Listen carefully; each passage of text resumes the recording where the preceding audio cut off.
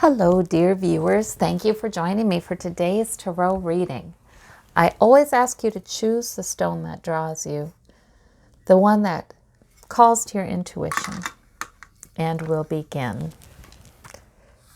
All right, the magic of our intuition that can grant us access to information that we wouldn't normally have.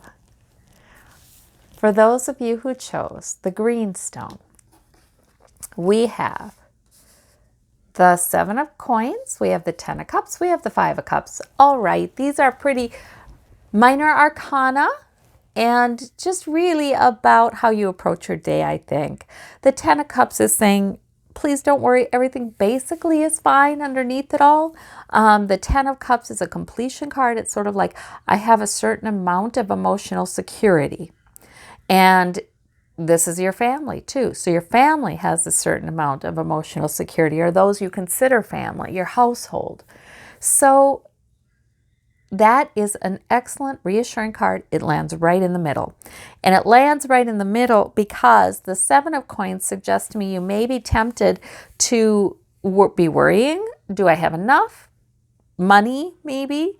Maybe security, physical manifestations of security. Do I have enough? Just the practical things we rely on. It can even be health as well. But the harvest is rich. Also, that 7 of coins can be about preoccupations about your work or about, something you're not so very satisfied with. That's represented by the pentacles. So something physical, something that provides you that kind of security. You don't have to be, because the 7 of coins is the harvest is rich and the worker is still concerned or dissatisfied or worried, but the harvest is there.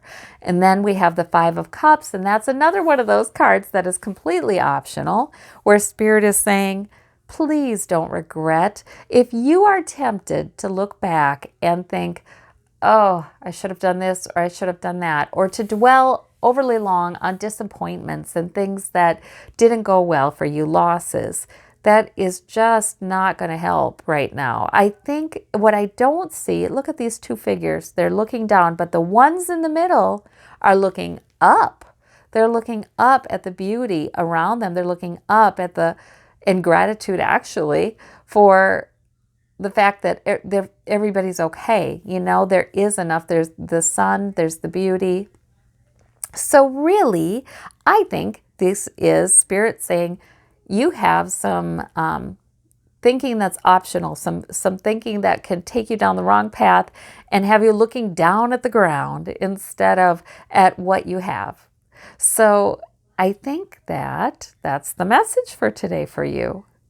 And we always want to focus on the 2 cups that are standing, the 2 cups that are rising. We want to focus on the security that we do have.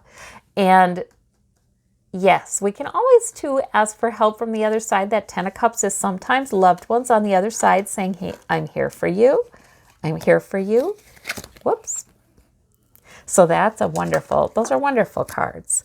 For those of you who chose this light blue stone, this blue and white stone, we have the Page of Wands, we have the Lover's card, we have the 5 of Wands. All right, we have the Lover's card right in the middle. Look at all this wand energy, though. My goodness. Energy. You may be feeling, or those around you really may be feeling this energy, this, oh goodness. Maybe even a little bit of restlessness with that 5 of Wands, where they're competing interests, competing goals, and there's a little bit of conflict or even internal conflict simmering. So this wand energy is marvelous. It's usually about some fire, some enthusiasm, some purpose, some, I'm going in this general direction kind of thing, some goals. But it can get a little haywire there too. It's best to look at it as energy and tap it, because that Page of Wands does just that. Picks up the next thing.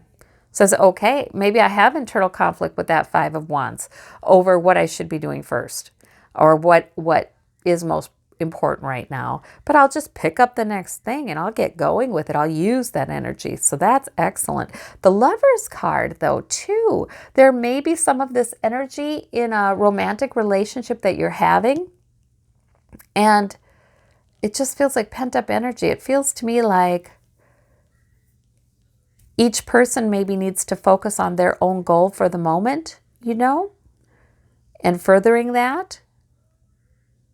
Because that Five of Wands is sort of like a competitive kind of movement. So each has their own priority, their own goal, their own direction they're going. And yeah, maybe it is best for each to just pick up their wand and move forward with it for a bit.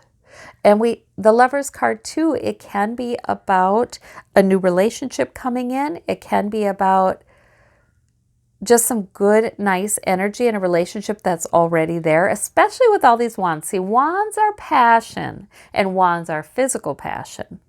So this can also be about that there's energy that is just, there's some physical passion there that is terrific, but yet, those kinds of strong energies can bring about a little bit of conflict. Love wins the day, obviously, with the Lover's card. That's your major arcana. That's the main thing. So obviously, love wins the day. This can also be about, the Lover's card can sometimes come when there's just a real heavenly love for us, a Garden of Eden kind of love, saying, we're there for you. The angels are watching over you. Maybe wanting to give you direction, because I do see need for internal direction in this reading, so that you pick this one instead of that. But it's really very good energy, very, very good energy. So that's a nice dynamic kind of day. For those of you who chose the orange stone, we have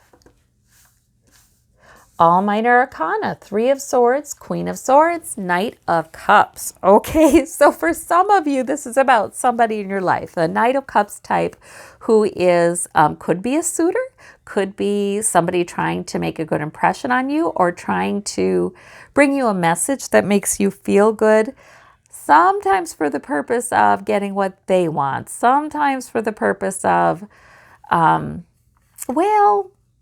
they're not telling you the full story.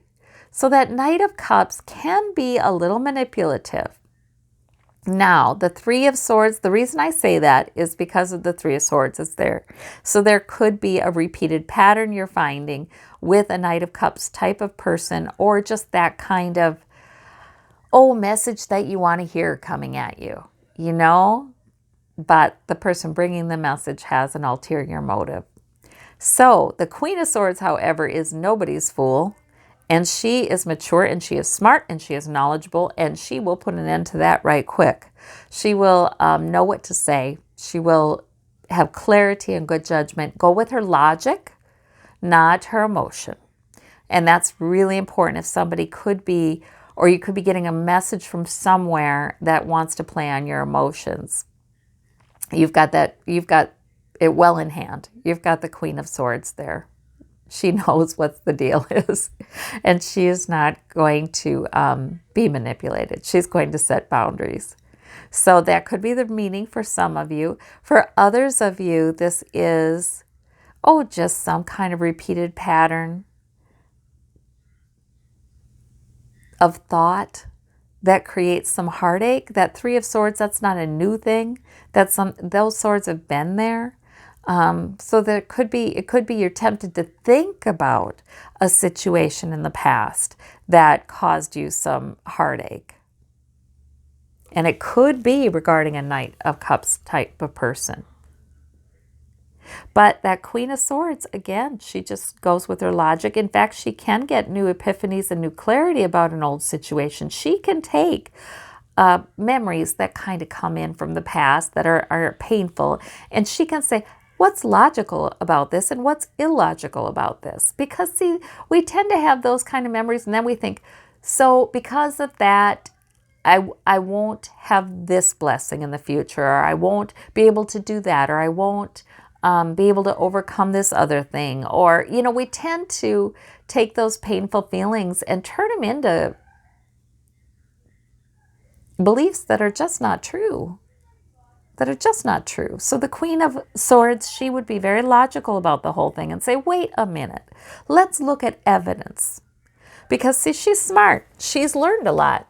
She's not going to be repeating a lot of the same mistakes. She doesn't need to have the painful thoughts. She can use her good planning and her good analysis to figure out what's really going on.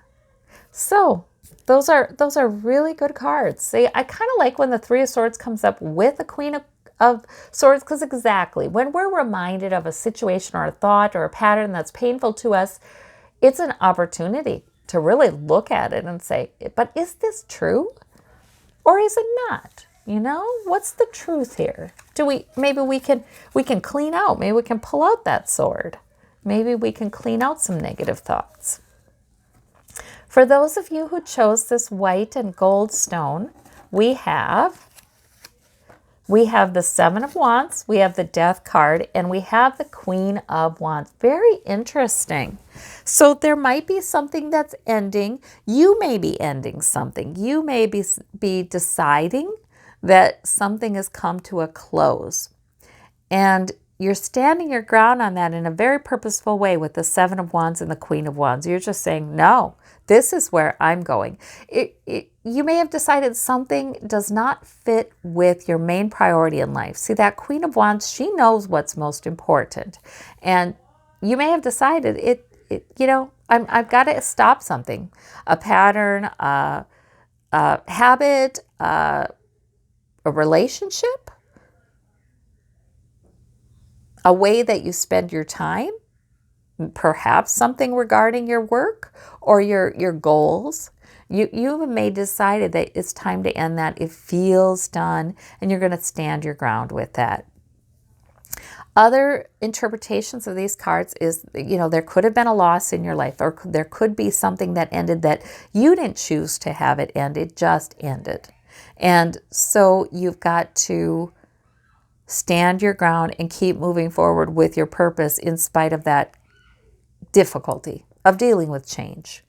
There's always difficulty dealing with loss or change. A lot of times we look back and we think, yes, it was absolutely time for that to happen. But during it looks like you've got all kinds of energy, Queen of Wands, maturity, energy, and fire to keep you going. And it's your purposes that keep you going. It's your goals. It's your priorities. It's what's important to you that can keep you going and keep you standing your ground in spite of whatever this ending is, whatever adjustment this is. Now, an ending always brings in a new beginning, and new beginnings are terrific. But, it's always a little stressful, isn't it? But that Queen of Wands, she really knows how to make this happen. So these are great cards for that. You're in a good place. If you notice something is ending and something new, you're going to be beginning something new. You're in a good place for that. All right. Well, I thank you all so very much. I hope you have a wonderful day. You take care and talk to you soon. Bye-bye.